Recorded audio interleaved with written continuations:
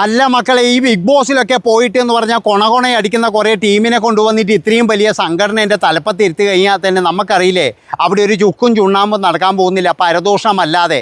അതായത് എൻ്റെ അഭിപ്രായം പറഞ്ഞു കഴിഞ്ഞാൽ ആദ്യം തന്നെ ചെയ്യേണ്ട കാര്യം എന്താണെന്നറിയാം, ആ ലക്ഷ്മിപ്രിയ എന്ന് പറയുന്ന ആ ഒരു സ്ത്രീയെയും അതുപോലെ തന്നെ ടിനി ടോം എന്ന് പറയുന്ന ആ സ്ത്രീ അവനെയും പിന്നെയെന്ന് പറഞ്ഞാൽ ഒരു 2-3 വേറെയുണ്ട്. ഇതിനൊക്കെയാണെങ്കിൽ സിനിമയില്ല, സീരിയലും ഇല്ല, ഒരു തേങ്ങാക്കൊലിയില്ല. അതായത് ബിഗ് ബോസിൽ വന്നിട്ട് നാക്കിയതല്ലാതെ വേറെ യുവമാർക്ക് എന്താ ഉള്ളത്? ഒരു എത്തും പിടിയില്ലാത്ത കുറേ ടീമിനെ കൊണ്ടുവന്നിട്ട് ഇവിടെ അമ്മയുടെ തലപ്പത്ത് ഇരുത്തിയിട്ട് അതാണ് ഇതാണെന്നൊക്കെ പറഞ്ഞിട്ട് എന്തൊരു പ്രഹസന കാണിക്കുന്നത്. അതായത് ഈ അൻസിബയെ പറ്റിയിട്ടുള്ള ലക്ഷ്മിപ്രിയയുടെ ഒരു വലിയൊരു കോമഡി കേൾക്കണം നിങ്ങൾക്ക്. എന്താണെന്ന് വെച്ച് കഴിഞ്ഞാൽ ലക്ഷ്മിപ്രിയേൻ്റെ മൊബൈലിലേക്ക് അൻസിബ ഒരു ഫോട്ടോ അയച്ചു കൊടുത്തു പോലും.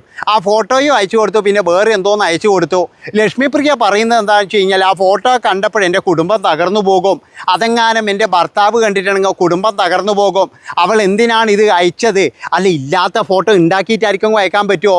ഞാൻ അതാ ചിന്തിക്കുന്നത്. പിന്നെ വേറൊരു കാര്യം എന്ന് പറഞ്ഞാൽ ഒരു ഫോട്ടോ കണ്ടിട്ട് ഭർത്താവ് അങ്ങനെ വേണ്ടാന്ന് വെക്കണമെന്നുണ്ടെങ്കിൽ ആ ഫോട്ടോ എന്തായിരിക്കും? അത് നമുക്ക് എല്ലാവർക്കും ഊഹിക്കാൻ പറ്റുന്നതല്ലേ ഉള്ളൂ. അതുകൊണ്ടാണ് ഞാൻ പറയുന്നത് ആ ഫോട്ടോ എന്താണെന്ന് നിങ്ങൾ തന്നെ പറ. എന്ത് ഫോട്ടോയാണ്, എവിടെ നിന്ന് എടുത്ത ഫോട്ടോയാണ്? ഭർത്താവ് അങ്ങനെ നിങ്ങൾ ഒഴിവാക്കി പോകണമെന്നുണ്ടെങ്കിൽ ആ ഫോട്ടോയിലുള്ള കാര്യങ്ങൾ എന്തായിരിക്കാം? അങ്ങനെ ഇനിയിപ്പോൾ ആ ഫോട്ടോ ഭർത്താവ് കാണാതിരിക്കാൻ വേണ്ടിയിട്ട് നിങ്ങൾ ഒളിപ്പിച്ചതാണോ? അല്ല, തുമ്മിയാത്തെറിക്കുന്ന മൂക്കാന്നെങ്കിൽ എങ്ങങ്ങ പോട്ടെ എന്ന് വെച്ചൂടെ? അതൊന്നും പറ്റത്തില്ല. അതായത് എനിക്ക് തോന്നുന്നത് എന്താണെന്ന് വെച്ച് കഴിഞ്ഞാൽ ഇപ്പോഴേ നമ്മുടെ എന്താ പറയേണ്ടത്, സ്ഥാനാർത്ഥിയായി നിന്ന് കഴിഞ്ഞാൽ എന്തോ കൊടുക്കാമെന്ന് പറഞ്ഞിട്ടുണ്ടായിരുന്നു. അപ്പോൾ ആ സ്ഥാനാർത്ഥി തള്ളിപ്പോയത് കൊണ്ട് ഒന്നും കിട്ടിയിട്ടുണ്ടാവില്ല. പണ്ടരിക്കാന്ന് പറഞ്ഞു കഴിഞ്ഞാൽ KSF എന്ന് പറഞ്ഞ ചിട്ടിക്കെതിരെ വന്നിട്ട് കുറച്ച് പ്രകസനമൊക്കെ കാണിച്ചതാണ്. അന്നെന്ന് പറഞ്ഞാൽ എല്ലാവരും എടുത്തിട്ട് കൊടുത്തത് കൊണ്ട് പിന്നെയെന്ന് പറഞ്ഞു കഴിഞ്ഞാൽ ഓടി രക്ഷപ്പെടുക. ഇതിന് എന്താ സംഭവം എന്ന് പറയുമൊന്നുമല്ല, ഒരു 10-30 ലക്ഷം ഉറുപ്പ്യൻ്റെ സ്ഥലങ്ങ് കാണിച്ചിട്ട് 50 ലക്ഷത്തിൻ്റെ ചിട്ടി പിടിച്ചോ KSF പറഞ്ഞ് പോയിട്ട് പണിയും നോക്കുകയെന്ന്. അതിനെതിരെ വന്നിട്ട് എൻ്റെ സ്ഥലം കൊണ്ടുപോയിട്ട് എനിക്ക് ചിട്ടി തരുന്നില്ല എന്നൊക്കെ പറഞ്ഞിട്ടുള്ളൊരു പ്രകസനമായിരുന്നു. അപ്പോൾ തന്നെ നമുക്കെല്ലാവർക്കും കുറേ ഉടായ്പ് തന്നെയാണ്.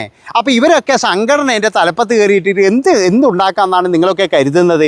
അതുകൊണ്ടാണ് ഞാൻ പറയുന്നത് കുറച്ചൊക്കെ എന്ന് പറഞ്ഞു കഴിഞ്ഞാൽ ഈ സംഘടനാ പാടവമുള്ള അല്ലെങ്കിൽ നേതൃത്വ പാടവമുള്ള അല്ലെങ്കിൽ എല്ലാവരെയും സഹായിക്കാൻ കഴിയുന്ന ഒരാളായിരിക്കണം. അല്ലാതെ എന്ന് പറഞ്ഞു കഴിഞ്ഞാൽ ഈ വായിക്ക് വെളിവില്ല എന്തൊരു തെറിയാ പറയുന്നത്, എന്തൊരു പ്രാകുന്നത്. ഇങ്ങനെയുള്ള ആൾക്കാരെയൊക്കെ കൊണ്ടുവന്നിട്ട് അമ്മ പോലെയുള്ള ഒരു സംഘടനേൻ്റെ തലപ്പത്ത് ഇരുത്തി കഴിഞ്ഞാൽ ആ സംഘടന പൊളിയോ? നിങ്ങളൊന്ന് പറ. എൻ്റെ അഭിപ്രായത്തിന് ഇവറ്റകളെയൊക്കെ എന്ന് പറഞ്ഞു കഴിഞ്ഞാൽ അവിടുന്ന് ഓടിച്ചിട്ടില്ലേ, അവിടെ എന്ന് പറഞ്ഞു കഴിഞ്ഞാൽ വേറെ ആൾക്കാരെ കയറ്റി ഇരുത്തണം. അൻസിബ എന്ന് പറയുന്ന കൊച്ച് ശരിയാണ്, ആ കൊച്ച് ശരിക്കും പറഞ്ഞു കഴിഞ്ഞാൽ ശരിയാണെന്നാണ് എൻ്റെ അഭിപ്രായം. കാരണം എന്താണെന്ന് വെച്ച് കഴിഞ്ഞാൽ ഒരു ഇതിനും കൂട്ടു നിൽക്കത്തില്ല.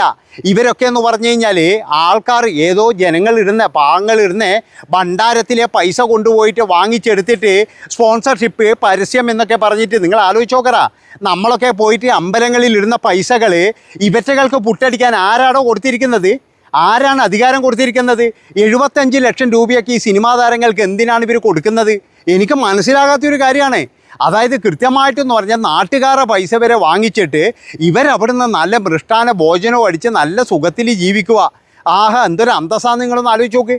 അതുകൊണ്ടാണ് ഞാൻ പറയുന്നത് ഈ ബിഗ് ബോസിലൊക്കെ പോകുന്ന ടീമിനൊന്നും ദൈവത്തെ ഓർത്തിട്ട് ഈ സംഘടനയുടെ തലപ്പത്തൊന്നും കൊണ്ടിരുത്തരുത്.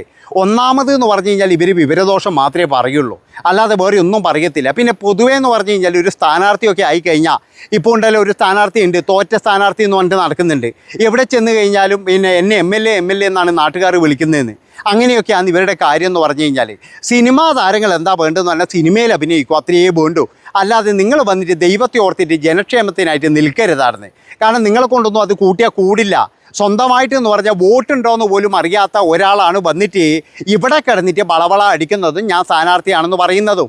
ഇപ്പോഴവിടെ നടക്കുന്നത് എന്താ? കൃത്യമായിട്ട് എവിടെ നോക്കിക്കഴിഞ്ഞാൽ അവിഹിതം തന്നെ. എന്തൊക്കെ വൃത്തികേടാന്ന് യുവമാർ പറയുന്നത്. ഓരോ ചാനലിലും വന്നിട്ട് ഈ ലക്ഷ്മിപ്രിയയെ പോലെയുള്ള ആൾക്കാർ പറയുന്നത് കേൾക്കുമ്പോൾ ശരിക്കും തൊലി ഉരിഞ്ഞു പോവുകയാണ്. അതായത് ഇവർക്കൊന്നും സിനിമയില്ല, വേറെയൊന്നും ഇല്ലാത്തതുകൊണ്ടാണ് ഈ പ്രശ്നം വരുന്നത്. അത് കൃത്യമായിട്ടെന്ന് പറഞ്ഞാൽ സിനിമയില്ലാത്തതുകൊണ്ട് തന്നെ സാമ്പത്തിക ബുദ്ധിമുട്ടുണ്ടാവും, അതുപോലെ തന്നെ പലതും ഉണ്ടാകും. അപ്പോൾ ഈ കമ്മിറ്റിയിലെങ്ങാറ്റം കയറി കഴിഞ്ഞാൽ വല്ല ശമ്പളം ഉണ്ടോ എന്നാണ് എനിക്ക് ചോദിക്കാനുള്ളത്. ചിലപ്പോഴെന്ന് പറഞ്ഞാൽ നല്ല ശമ്പളം ഉണ്ടാകും. ഇനി ഒന്നും ഇല്ലെങ്കിലെന്ന് പറഞ്ഞാൽ 2 എക്സിക്യൂട്ടീവ് കൂടിക്കഴിഞ്ഞാൽ നല്ല രീതിയിൽ തിന്നവും കുടിക്കുകയും ചെയ്യാമല്ലോ. അതിന് വേണ്ടിയിട്ടൊക്കെയാണെന്നാണ് ഇതിൻ്റെ അകത്തൊക്കെ ഇത്തിരി അടി. അതായത് ഒരു പാർലമെൻറ്റ് ഇലക്ഷൻ ഇല്ലാത്ത ഒരു അടിയാണ് ഇതിൻ്റെ അകത്തേക്ക് വരുന്നത്. ഇതിൻ്റെ ഇലക്ഷൻ എന്ന് പറഞ്ഞു കഴിഞ്ഞാൽ തന്നെ എന്ന് പറഞ്ഞ ഒരു വലിയ സംഭവമായിട്ടാണ് എടുക്കുന്നത്. അതായത് ഭയങ്കരമായിട്ടുള്ള എന്നാ പറയേണ്ടത്, നമ്മൾ ഏതോ ഒരു ഈ MLA സ്ഥാനത്തിനോ അല്ലെങ്കിൽ പാർലമെൻറ്റിലേക്കോ എന്നുള്ള ആ ഒരു ഇലക്ഷൻ ഇല്ലേ, അതേ ഇലക്ഷനാണ് ഇവിടെയൊക്കെ നടക്കുന്നത്. അപ്പോൾ എനിക്ക് ചോദിക്കാനുള്ളത് മമ്മൂട്ടിയോടും മോഹൻലാലിനോടുമാണ്. ഇത്രയും കാര്യങ്ങളൊക്കെ ഇവിടെ നടന്നിട്ട് നിങ്ങളൊരു അക്ഷരം മിണ്ടുന്നുണ്ടാ, എന്തെങ്കിലും ഒരു അഭിപ്രായം പറയുന്നുണ്ടാ? ഇത് തന്നെ വലിയൊരു തോൽവിയാണെന്നാണ് ഞാൻ പറയുന്നത്. കാരണം എന്താണെന്ന് വെച്ചാൽ മുതിർന്ന നടന്മാർ എന്ന നിലയിൽ തൻ്റെ കാര്യം, തൻ്റെ പോക്കറ്റ്, തൻ്റെ സമാധാനം എന്ന് ആലോചിക്കാതെ ഇങ്ങനെയുള്ള ടീമിനെ പിടിച്ച് പുറത്ത് കളയാനുള്ള ഒരു ആർജവം കൂടി കാണിക്കണം. അതായത് ഇവരെയൊന്നും നിങ്ങൾ നല്ലത് പറയണമെന്ന് ഞാൻ പറയുന്നില്ല. ഒന്നുകിലെന്ന് പറഞ്ഞു കഴിഞ്ഞാൽ നിങ്ങൾക്ക് ഇഷ്ടപ്പെട്ട ഏതെങ്കിലും ഒരാൾക്ക് കൊടുക്കുക, അല്ലെങ്കിൽ എന്ന് പറഞ്ഞു കഴിഞ്ഞാൽ ഇവറ്റകളെ ഈ സ്ഥാനത്ത് നിന്ന് എടുത്ത് പുറത്ത് കളയുക. ഇവിടെ ഇപ്പോഴും എന്ന് പറഞ്ഞു കഴിഞ്ഞാൽ എല്ലാം വലിയേട്ടൻ ചിറ്റപ്പൻ നയങ്ങളാണ്. ഒരു ടിനി ടോം എന്ന് പറയുന്നവൻ, അവന് മമ്മൂട്ടീന എന്ന് പറയുന്ന കണ്ടുകൂടോ എന്ന് ചോദിച്ചു കഴിഞ്ഞാൽ തീരെ കണ്ടുകൂടാ. അവള് കാര്യം എന്താ പറയുന്നതിന്? പലപ്പോഴും മമ്മൂട്ടി എന്ന് പറഞ്ഞു കഴിഞ്ഞാൽ ആട്ടി വിട്ടിട്ടുണ്ട് എന്നാണ് ഞാൻ കേൾക്കുന്നത്. അപ്പോൾ അവൻ ശരിക്കും പറഞ്ഞ് ഇപ്പോൾ സിനിമാ തലപ്പത്ത് കയറി ഇരുന്നിട്ട് ആരുടെയോ നിർദ്ദേശപ്രകാരം, അതായത് ഇതിനെന്തോ ഒരു കോട്ടം വരുത്താൻ വേണ്ടിയിട്ട് പ്രവർത്തിക്കുക എന്നാണ് ഞാൻ കരുതുന്നത്. അതുപോലെയുള്ള സംഭവങ്ങളാണ് ഇവനൊക്കെ എന്ന് പറഞ്ഞു കഴിഞ്ഞാൽ അവിടെ കാണിച്ചു കൂട്ടുന്നത്. എന്തൊക്കെ തോന്നിയവാസങ്ങളാണ് ഈ അൻസുബയെ പറ്റിയിട്ടായാലും അല്ലെങ്കിൽ മറ്റുള്ളവരെ പറ്റിയിട്ടായാലും ഇവൻ പറയുന്നത്.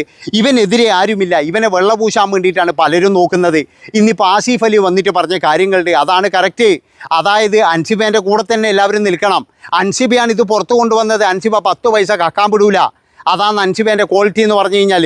നമ്മൾ പലതും ഇനി എന്തൊക്കെ പറഞ്ഞു കഴിഞ്ഞാൽ അൻസിബ ബിഗ് ബോസിലായാലും ശരി, ഞാൻ ഒരു കാര്യം പറയുകയാണ്, അൻസിബ ക്വാളിറ്റിയുള്ള കുട്ടി തന്നെയാണ്. കാരണം എന്താ വെച്ചാൽ ഇവന്മാരൊക്കെ എന്ന് പറഞ്ഞാൽ എന്തെങ്കിലും ഒതുങ്ങുന്നുണ്ടെങ്കിൽ അതിനെ തടയിടാൻ വേണ്ടിയിട്ട് ഒരാളെന്ന് പറഞ്ഞാൽ അൻസിബ മാത്രമേ ഉള്ളൂ. ഇപ്പോഴേ തന്നെ പറയുന്നില്ല, അമ്പലത്തിൻ്റെ പൈസ വാങ്ങിക്കേണ്ടെന്ന് പറഞ്ഞപ്പോൾ അൻസിബ ആരായി? ജിഹാദിയായി. അതാണ് പാവപ്പെട്ട ജനങ്ങൾ കൊണ്ടുപോയിട്ട് ഭണ്ണാരത്തിലിടുന്ന പൈസ 75 ലക്ഷം രൂപ ആ സ്വരുകൂട്ടിയിട്ട് അമ്മയുടെ ആ സ്പോൺസർഷിപ്പ് എന്ന് പറഞ്ഞ് കൊടുക്കുമ്പോഴേ അൻസിബ പറഞ്ഞു ആ പരിപാടി നമുക്ക് വേണ്ടാന്ന് പറഞ്ഞപ്പോഴേ അൻസിബ ജിഹാദിയായി. അതാണ് നിങ്ങൾ മനസ്സിലാക്കേണ്ടത്. അതായത് അൻസിബ എപ്പോഴേക്കെന്ന് പറഞ്ഞു കഴിഞ്ഞാൽ എന്നാൽ മേത്തച്ചിയായി. ഇതാണ് ഇവന്മാരുടെ സ്വഭാവം എന്ന് പറഞ്ഞാൽ.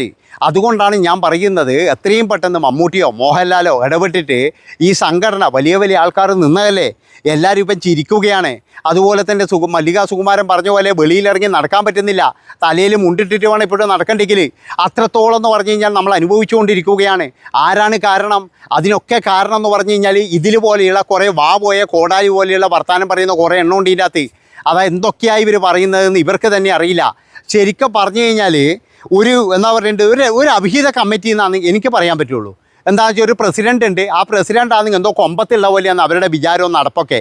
അവരെന്തോ ഒരു വലിയ സംഭവമാണെന്ന് എനിക്കൊരു സംഭവമായിട്ട് തോന്നിയില്ല. ശ്വേതോ മേനോൻ എന്ത് സംഭവം എന്നാണ് പറയുന്നത്? അവരെന്താ സംഭവം? അവർ കൃത്യമായിട്ട് അഭിനയിച്ചിട്ടുണ്ട്, അവർ കൃത്യമായിട്ട് പണവും മേടിച്ചിട്ടുണ്ട്. അല്ല, അവർ സമൂഹത്തിന് വേണ്ടിയിട്ട് ഒരു തേങ്ങയും ചെയ്തവരൊന്നുമല്ല.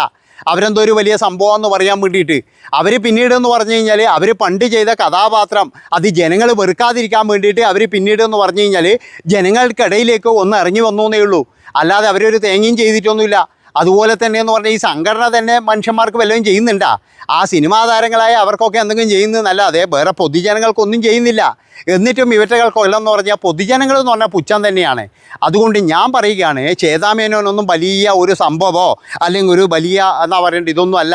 ജനങ്ങൾ വെറുക്കാതിരിക്കാൻ വേണ്ടിയിട്ട് പണ്ട് എന്താ പറയേണ്ടത് രതിനിർവേദം പോലെയുള്ള സിനിമകളിലൊക്കെ അഭിനയിച്ചുകൊണ്ട് അതേ ടൈപ്പിലങ്ങ് പോണ്ട, ഒന്ന് ജനങ്ങളൊന്ന് ഇതാകട്ടെ എന്ന് കരുതിയിട്ട് ഒന്ന് ഇറങ്ങി വന്ന് അത്രയേ ഉള്ളൂ. അപ്പോൾ ഇഷ്ടപ്പെട്ട് കഴിഞ്ഞാൽ ഒന്ന് ഹൈപ്പ് ചെയ്ത് കളാം. നന്ദി, നമസ്കാരം. പറഞ്ഞു പോകുന്നതല്ലേ ഇതല്ലോ.